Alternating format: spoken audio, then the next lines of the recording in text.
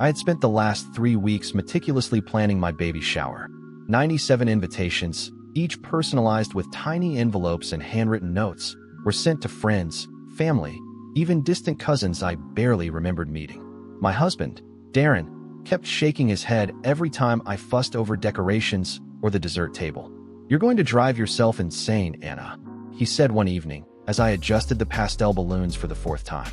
"I just want everything to be perfect," I muttered, smoothing down the creases in the tablecloth. It's not every day you have a baby. The day finally arrived. I woke up early, eager, imagining the soft chatter, the laughter, the small gasps of delight as my friends discovered the cupcake tower I'd painstakingly baked. But as the hours ticked by, the small sounds in my apartment weren't the ones I'd expected. There were no knock-knocks at the door, no excited voices, no rustling of gifts being unwrapped. By 1 p.m., only 2 of my coworkers had arrived. Lovely as they were, it wasn't the crowd I had envisioned. And then came the silence, absolute, suffocating silence. I checked my phone. Not a single RSVP update, no texts asking if I needed help. No, can't wait to celebrate with you messages. I tried to distract myself with Darren, who was quiet but supportive. "Maybe people are stuck in traffic," he suggested, patting my hand gently. "Or maybe they just," his voice faltered, because even he knew the truth I didn't want to face. Nobody was coming. Then, at 3:47 p.m., my phone buzzed. A message from my mother appeared. "So you don't miss her big moment." A livestream link. My stomach sank as I tapped it open. There she was, my sister, Eliza, perched on a rooftop terrace bathed in sunlight, holding a sparkling drink. Around her, dozens of familiar faces, all laughing, all celebrating her 21st birthday. My parents, my aunts, uncles, cousins, they were all there. And for the first time that day, I felt my chest tighten in anger, shame, and disbelief. 10 minutes later, my uncle clinked his glass, looking right into the camera, right as if I were some invisible observer forced to witness the ceremony. "To the golden child, the one who actually made us proud," he toasted, smiling in a way that cut straight through me. I didn't respond. I didn't even breathe. The camera lingered on them for a few more seconds before switching angles, and I sat frozen, my hands gripping my phone so tightly that my knuckles whitened. Darren placed his hand on mine, but I pulled it away. I knew, in that moment, what I had to do. I blocked the fund that my parents had set up for me without asking and pulled my name from the lease I had co-signed with Eliza for our shared apartment next month. I wasn't going to be the helpful older sister or the patient one anymore. I had given too much already. By 6:03 p.m., my phone exploded. 53 missed calls. Messages flooding in. "Anna, please answer. We didn't know." And the last text, the one that made my heart pound. "You ruined her night." I stared at it, thumb hovering over the keyboard. I had no idea what I would say.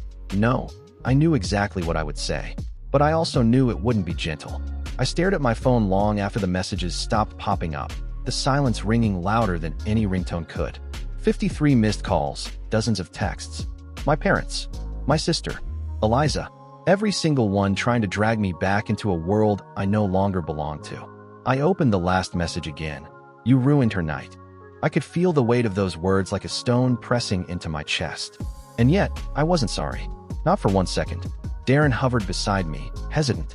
"Do you want me to call someone back? Explain?" I shook my head. "No, let them stew. Let them realize what it feels like to ignore someone." Then my phone buzzed again. My mother. FaceTime. She looked gleeful, smug even. "Anna, there you are? Are you watching the live stream? Isn't Eliza just radiant?" I swallowed the bile that rose in my throat. "Yes, she's radiant," I said, my voice flat. "Do you know how hard we worked to make this night perfect?" She continued, oblivious to my tone. "All of us, Anna. You should have been here. But, well, we understand. You had your things." I sent out 97 invitations, I said, my voice shaking but steady. 97. And not one person came. Not even my own parents. You chose her over me. There was a pause. My mother blinked. "Anna, it's not about choosing. Eliza, she's your sister. She's the golden child. She deserves this celebration." I laughed bitterly. The golden child. That's what this is about, isn't it? She's perfect.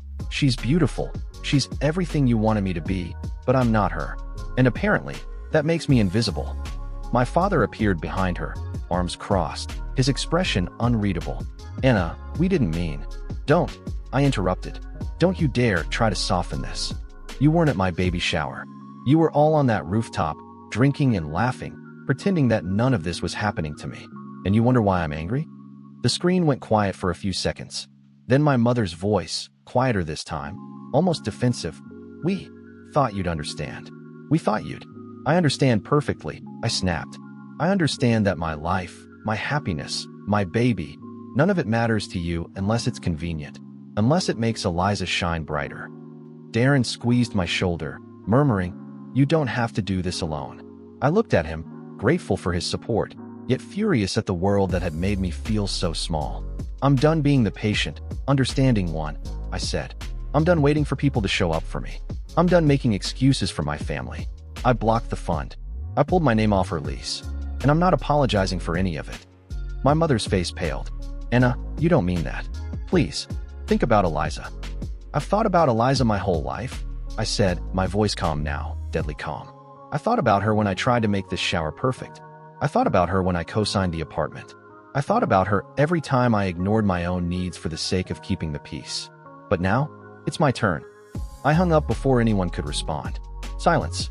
Sweet, liberating silence. And in that silence, I realized something.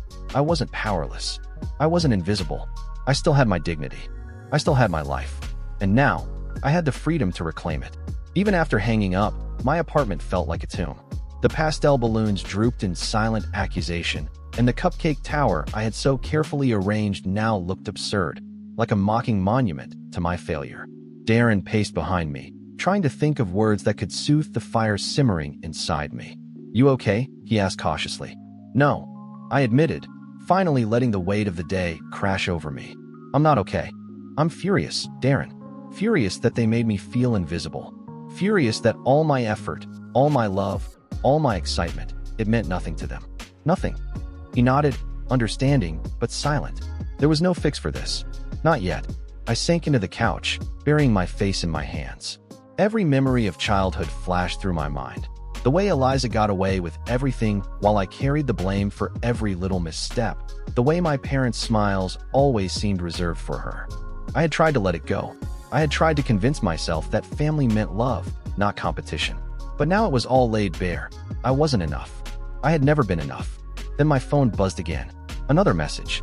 From my sister this time. "Why are you doing this? You're ruining my night." I stared at the screen, and something inside me snapped. Not broken, not defeated, but alive in a way I hadn't felt before. I typed back, deliberately, letting every ounce of anger and hurt fuel my words. "I didn't ruin your night. You and everyone else chose it over me. Enjoy it. I hope it's everything you dreamed of." I hit send before I could second-guess myself.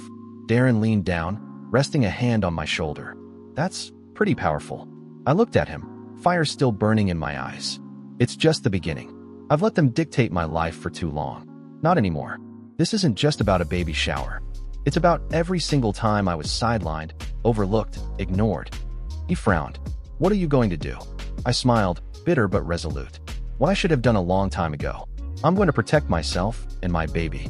I'm going to make sure no one, ever makes me feel like this again. No family, no golden child, no one." Darren sat beside me, nodding.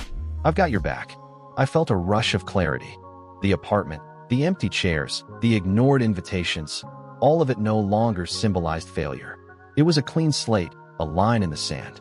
I would rebuild, redefine, reclaim everything they had tried to diminish. That night, I drafted a letter. Not for anyone to read, at least not yet, but for myself. Words I needed to say, truths I needed to acknowledge. I am seen. I am enough. I will not be invisible. I will not be ignored. This is my life, my baby, my choices. And no one will take that from me. By the time I put down my pen, I felt powerful. Angry, yes, but alive. And for the first time in years, I realized something profound. Their approval didn't matter. My happiness did. My dignity did. My baby did. And I would fight for it. The next morning, I woke up with a clarity I hadn't felt in years. The air in my apartment felt different, lighter somehow, as if the tension of the previous day had finally been exorcised. I sat at the kitchen table, laptop open, staring at the bank account where my parents had generously, or so I had thought, set up a fund for me. With a few deliberate clicks, I blocked the fund permanently. Every transfer, every future deposit, every gift they had planned to sneak into my life without asking me first, I ended it. Darren watched silently from the doorway. "You sure about this?" he asked. "I've never been more sure of anything," I said, the finality in my voice echoing across the kitchen. "I'm not asking for permission anymore. I'm not waiting for approval. I'm done being their safety net, their charity case, their afterthought." Then came the lease. The apartment I had co-signed with Eliza for next month, a symbol of obligation I no longer wanted. I drafted an email to the leasing office, pulling my name from the contract. Every sentence felt like a liberation, each keystroke a small victory. By mid-afternoon, my phone began ringing again. My mother, my father, my sister. Again, dozens of calls in a relentless tide. I ignored them. Let them leave voicemails. Let them stew. And stew they did. The first text I finally opened read, "You're selfish. You ruined her life. Do you even care about family?" I typed a reply that felt like a blade cutting through years of deceit. "I care about my baby. I care about my happiness. And I care about myself. If that ruins your version of family, so be it." Minutes later, my phone buzzed again. This time, it was my uncle, the one who had toasted Eliza on the rooftop. I ignored the call. He left a message. "Anna, think about what you're doing. You're pushing everyone away." I smiled, cold and precise. "Pushing everyone away? No, I'm simply removing those who refuse to see me." That evening, as the golden hour sunlight filtered through my curtains, I felt a strange mixture of grief and liberation. My parents, my sister, all of them, were entrenched in their version of reality. Eliza as the golden child, me as the forgotten one. But I didn't care anymore. Not really. Darren squeezed my hand. "You've drawn a line," he said softly, "and they can either respect it or they won't be part of your life." I nodded. "Exactly. I've spent too long trying to bend myself to their expectations. From now on, the only person I'm accountable to is me and my baby." As I looked out the window, I imagined a future free from the crushing weight of comparison and favoritism. I imagined my child surrounded not by shallow congratulations, but by real love, real support, and real presence. And in that moment, I made a promise. I would never again allow anyone to make me feel invisible. I would protect my happiness, fiercely and without apology. Little did I know, the storm I had unleashed was only beginning. By tonight, the phone would explode again, this time with messages of desperation, manipulation, and guilt. And I would have to decide, would I bend, or would I finally, fully stand my ground? By that evening, my phone had become a battlefield. Messages poured in like a relentless tide, each one more desperate, more manipulative than the last. My parents texted, called, and even emailed me at work. Eliza sent a flurry of pained, almost theatrical messages. "You don't understand. Everyone loves me. You ruined it all." I scrolled through them, my chest tightening, and then, finally, something clicked. I didn't know anyone a response. Not a single one.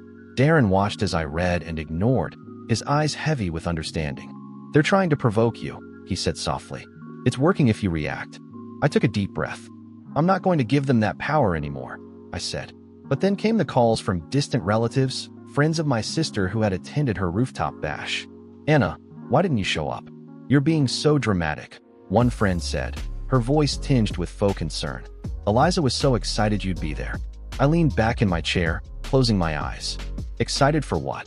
I whispered. "Excited that I would sit there and let her shine while I stayed invisible? Excited that my baby shower would be empty? No, I'm done." Darren gently placed a hand on my shoulder. "You don't have to justify anything to them. Not anymore." The next wave hit when my mother decided to guilt me in person. She arrived at my door, her expression a careful blend of hurt and anger.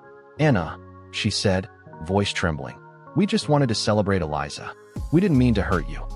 I let her words hang in the air for a moment before replying, calm but icy. "You didn't just hurt me, Mom. You dismissed me. You dismissed my excitement, my effort, my baby. And for what? A party on a rooftop?" She faltered. "But she's your sister. You should support her." "Support her?" I interrupted, my voice rising. "I supported her my whole life. I co-signed her apartment. I covered for her mistakes. I celebrated her birthdays while mine were ignored. But this is mine, Mom. Mine. And you were absent." She stepped back, guilt flashing across her face, but I didn't wait for apologies. I closed the door firmly, leaving her standing there, a mixture of shock and helplessness in her eyes. That night, As I lay in bed, I felt the tension ease slightly. The phone continued to buzz with messages, but I didn't check them. I didn't need to. For the first time in years, I realized that my life didn't have to revolve around other people's approval. I was setting boundaries. I was protecting myself and my baby. And in the quiet of the apartment, I whispered to the life growing inside me, "We're going to be okay. I promise. No one will ever make us feel invisible again." Tomorrow, I knew, would bring another round of manipulation, another attempt to pull me back into the drama. But tonight, I had won a small victory. Tonight, I had drawn the first line of a new chapter, a chapter where my happiness, my baby, and my dignity mattered more than anyone's version of perfection. The following morning, my phone buzzed yet again, but this time I felt different. I didn't flinch. I didn't panic. I didn't hesitate. Every message from my parents, my sister, even distant relatives, blurred into background noise. I had drawn the line, and this time, I was standing firmly behind it. At 10:17 a.m., a notification appeared, a video call from Eliza. My thumb hovered over the decline button. Then I took a deep breath and answered, letting the call connect. Her face appeared, flushed and slightly panicked. "Anna, please, can we talk?" "I can talk," I said calmly. "But you should know, this isn't about me apologizing. This is about clarity, and you need to hear some truths." Her eyes narrowed, defensive. "You blocked the fund. You pulled your name off the lease. You ruined everything." I shook my head. "No, Eliza. You and everyone else ruined your own night by choosing to ignore me, by choosing to celebrate while I was left alone. I didn't ruin it. I just refused to participate in the charade anymore." She paused, searching my face. "But why are you so angry?" I leaned closer to the camera. "Because I matter. Because my feelings, my effort, my baby, they matter. And for years, you've been the golden child while I've been invisible. That stops now." There was a long silence on the other end. Finally, she whispered, almost to herself, "I didn't know you felt this way." "I did," I said firmly. "And now you do. I'm not asking for your forgiveness, and I'm not demanding your approval. I'm only telling you that I will no longer tolerate being sidelined. You have your spotlight. I have my life.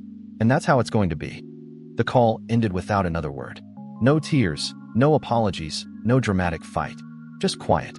And in that quiet, I felt a strange relief. It wasn't victory over anyone else. It was victory over the helplessness I had carried for years. Later that evening, Darren and I walked through the park, the baby bump between us a gentle reminder of what really mattered. I felt lighter, freer. The weight of my family's favoritism, the sting of Eliza's celebrations, and the poison of their expectations, all of it was fading. "You know," Darren said, squeezing my hand, "this is a new beginning. Not just for you, but for us and the baby." I smiled, looking out at the golden sunset. "Yes, a new beginning. And this time, I'll make the rules. I'll choose who deserves my energy, my love, and my time. And no one, not even family, can take that away." At home that night, I placed my hand on my belly. "We're going to be okay," I whispered softly. "We'll build our life on love, not comparison.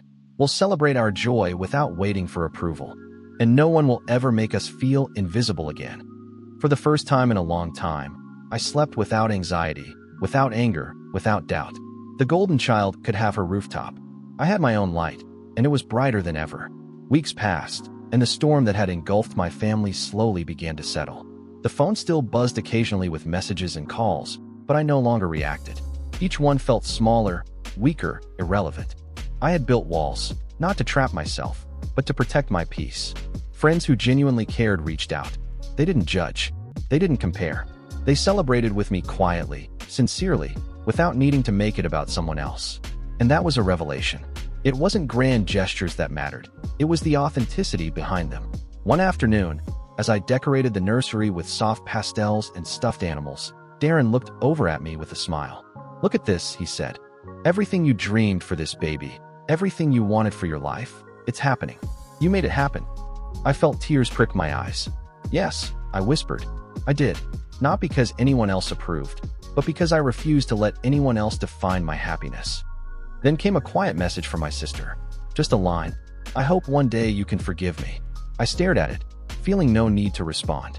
Forgiveness wasn't mine to give yet. Not because I held a grudge, but because I had finally realized forgiveness wasn't the point. The point was recognition of my worth, my effort, my life. And that recognition came from me. Even my parents began to adjust, slowly, painfully, like flowers bending towards sunlight after a harsh winter. They couldn't erase the past, but they could start to see me, not just as Eliza's older sister or the one who always played second fiddle, but as Anna, the woman who had claimed her life, her dignity, and her child's future. By the time the baby arrived, I felt a serenity I had never known. In the quiet of the hospital room, holding the tiny life in my arms, I realized that no rooftop, no party, no toast mattered as much as this moment. This little being was mine. Our bond was ours alone. And for the first time, I truly understood what it meant to be seen, to be valued, and to be loved unconditionally. That night, as I rocked the baby to sleep, I whispered softly, "We've survived the shadows, and now we rise." No one can ever take our joy away. Not ever. Outside, somewhere, Eliza celebrated her next birthday. But I didn't think of her. I didn't think of anyone else. I thought only of us, the life we had built, the love we had nurtured, and the future we would shape together. And for the first time in my life, I was free.